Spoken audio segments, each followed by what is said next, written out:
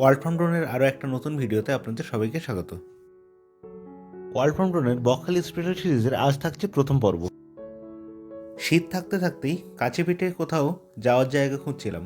খুঁজতে খুঁজতে হঠাৎ ঠিক হলো যে চলো একটু বকখালি ঘুরে আসি। হঠাৎ করেই প্ল্যানিং, সব ব্যাগ গুছিয়ে নিয়ে আমরা বেরিয়ে পড়লাম আমাদের 2 চাকার লোহার ঘোড়ায় চেপে। বকখালি এর আগেও আমি গিয়েছি কয়েকবার, তবে এর আগে বাইক রাইড করে একবারই গিয়েছি, আর এটা ছিল আমার বকখালিতে সেকেন্ড টাইম বাইক রাইড। টাকি থেকে বেরিয়ে আমরা প্রথমেই চলে গেলাম সোজা মালঞ্চ ব্রিজের ওপর আমরা কিছুক্ষণ ড্রোন শ্যুট নিলাম। মালঞ্চ ব্রিজ পার হয়ে আমরা বাসন্তী হাইওয়ে ধরে সোজা চলে যাব বাসন্তীর দিকে। বাসন্তীর আগেই পড়বে ক্যানিং থেকে একটা রাস্তা চলে গেছে ধামাখালি, আর একটা রাস্তা চলে গেছে দক্ষিণ বারাসাত হয়ে জয়নগর হয়ে সোজা কুলপি। বাসন্তীর দিকে আরও কিছুটা এগিয়ে গেলে প্রথমে পড়বে সোনাখালী মার্কেট, তার থেকে আরও কিছুটা গেলে আপনারা চলে যেতে পারবেন সোজা ঝড়খালি। তবে ঝড়খালি যাওয়ার গল্প আরেকদিন, আজ আমরা যাচ্ছি বকখালি। ইচ্ছে আছে জয়নগরের ওপর দিয়ে যখন যাব তখন জয়নগর থেকে কিছু জয়নগরের মোয়া নেব, কারণ এটা তো মোয়ারই সময়। শীতকালে এই প্রথম বকখালি যাচ্ছি, এর আগে বকখালি যতবারই গেছি সেটা ছিল বর্ষাকালের সময়। আর শীতকালে বকখালি কেমন লাগে সেটা এবার গিয়েই আমরা প্রথম দেখব। গিয়েছিলাম মালঞ্চ ব্রিজ পার হওয়ার পরে ঘটকপুকুর হয়ে, তারপরে চম্পাহাটি, সেখান থেকে বারুইপুর হয়ে, কিন্তু ওই রাস্তাটা একটু লম্বা ছিল, তাই যে রাস্তা দিয়ে আমরা ফিরেছিলাম মানে ক্যানিং খারবেড়িয়া হয়ে মালঞ্চ, সেই রাস্তা দিয়ে একটা শর্ট হয়েছিল আগে, সেটা দিয়েই তাই এবার যাচ্ছি। এই রাস্তা দিয়ে আগেবার আমরা ফিরেছিলাম। বাসন্তী হাইওয়ে খুব সুন্দর চওড়া রাস্তা, আর দেখুন অনেকটাই ফাঁকা, আর দুদিকে শুধু জল কর আর জল কর। কোনো চাষের জমি কিন্তু নেই, এগুলো আগে চাষের জমি ছিল, পরে নোনা জল ঢুকিয়ে মাছের ভেড়ি বানানো হয়েছে। অনেক দূরে দূরে পুলিশ পোস্ট আছে, সেটাই এই হাইওয়ের একমাত্র সিকিউরিটি। এভাবেই আমরা খুব তাড়াতাড়ি পৌঁছে গেলাম ক্যানিং ব্রিজ পার হয়ে ওপারে ক্যানিং টাউন থেকে আমরা চলে যাব সোজা দক্ষিণ বারাসাতের দিকে। দক্ষিণ বারাসাতের পরেই পড়বে জয়নগরের পর বহড়ুর পরে আমরা চলে যাব কুলপি থেকে ডায়মন্ড হারবার রোড ধরবো, আর সেটা চলে গেছে সোজা কাকদ্বীপের পরেই আছে নামখানার ওপারটা হাতানিয়া দোয়ানিয়া নদী পার হব, তারপরেই বকখালি। ক্যানিং ব্রিজের নিচে এই বিশাল মাতলা নদী, এককালে এখানে খেয়া পারাপার হতো, তবে এখন আর কোনো রকম খেয়া পারাপারের ব্যবস্থা নেই, কারণ ব্রিজ তৈরি হয়ে গেছে। আর মাতলা নদীর মাঝখানে দেখুন কি বড় বড় চর তৈরি হয়ে গেছে, এত বড় বড় চর যে এখানে আর কোনো রকম নৌকা পারাপার হতে পারে না।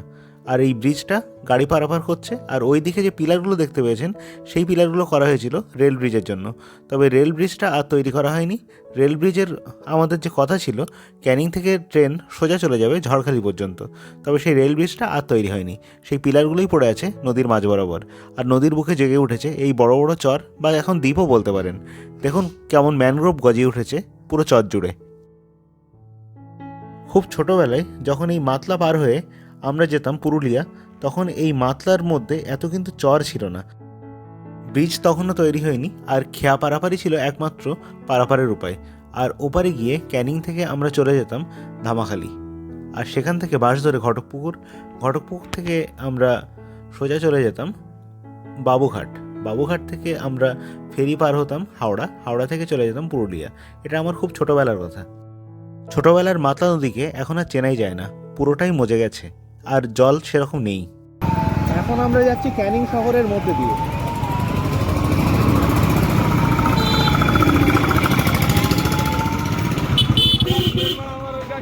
ক্যানিং টাউনের মধ্যে জ্যাম পেরিয়ে এসে আমরা চলে গেলাম প্রথম দক্ষিণ বারাসাত থেকে জয়নগর থেকে আমরা চলে গেলাম কুলপি, আর কুলপির থেকে আমরা পেয়ে গেলাম চওড়া ডায়মন্ড হারবার রোড দিয়ে রাইড করে আমরা কাকদ্বীপ থেকে আমরা আরও কিছুটা গিয়ে নামখানা ব্রিজ পেয়ে গেলাম। নামখানা ব্রিজ এখন হাতানিয়া দোয়ানিয়া নদীর উপর তৈরি হয়েছে, তার আগে এখানে খেয়া পারাপার হতো নদীর উপর দিয়ে। দোয়ানিয়া নদীর উপর তৈরি এই ব্রিজটা কিন্তু দ্বিতীয় হুগলি সেতুর মতো একটা সাসপেনশন ব্রিজ, তার দিকে দিয়ে দেখুন ব্রিজটা পুরো ঝুলন্ত অবস্থায় আছে। ব্রিজের ওপারে একটা টোল প্লাজা আছে, তবে বাইকের জন্য টোল দিতে হয় না। সদ্য গঙ্গাসাগর মেলা শেষ হয়েছে, এই কারণে রাস্তায় বহু জায়গায় বড় বড় টোল তৈরি করা আছে গঙ্গাসাগর মেলার পুণ্যার্থীদের জন্য। বাইকে প্রচণ্ড হাওয়া দিচ্ছিল, এই কারণে আমার কথাগুলো শুনতে একটু সমস্যা হবে। হাতানিয়া দোয়ানিয়া নদী পার হয়ে আমরা বকখালি আইল্যান্ডে পৌঁছে গেলাম। কিছু দূর যাওয়ার পর আমরা প্রথম 7 মাইল বলে একটা জায়গায় থামলাম। সেখানে আমরা দুপুরে লাঞ্চ করলাম, আর তারপরে আমরা আবার রওনা দিলাম আমাদের হোটেলের দিকে। হোটেলে আগে থেকে বলা ছিল রুম 3 দিনের জন্য আমাদের নেওয়া ছিল। সি বিচের অনেকটা দূর থেকেই কিন্তু হোটেল শুরু হয়ে গেছে, তবে আমরা নিয়েছিলাম একদম সি বিচের কাছাকাছি থাকা হোটেল সাগরিকা লজ। এর আগে দুবার এসে আমি এই সাগরিকা লজেই ছিলাম, আর যে রুমটাতে এর আগেও এসেছিলাম সেই একই রুম এবারও আমরা বুক করেছিলাম। সেম জায়গা, সেম রুম, সেম ঘর, একদম নিজের বাড়ির মতোই। হোটেলে পৌঁছে গেলাম। লাঞ্চ তো রাস্তায় করা হয়ে গেছে, এবার একটু রেস্ট নেব আর স্নান করে নেব। তারপর বিকালবেলা আবার দেখা হচ্ছে সমুদ্রের পাড়ে।